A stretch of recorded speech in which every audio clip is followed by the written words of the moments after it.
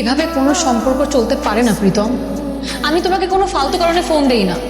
একটা মানুষ যখন একটা মানুষকে বারবার ফোন দিতে থাকে, তার মানে সেই মানুষটার কোনো না কোনো প্রয়োজন আছে।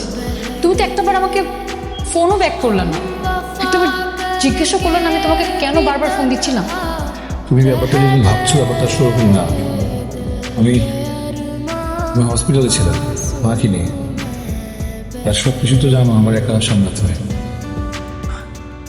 তোমার মা অসুস্থ, এটাও আমি জানতাম না। সিচুয়েশন আমার অনুকূলে ছিল না, সত্যি আমি ফোন ধরার মতো অবস্থায় ছিলাম না।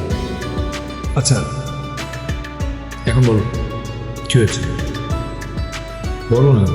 মা চায় আমি তার পছন্দের ছেলেকে বিয়ে করি, কালোরা দেখতে আসছিল।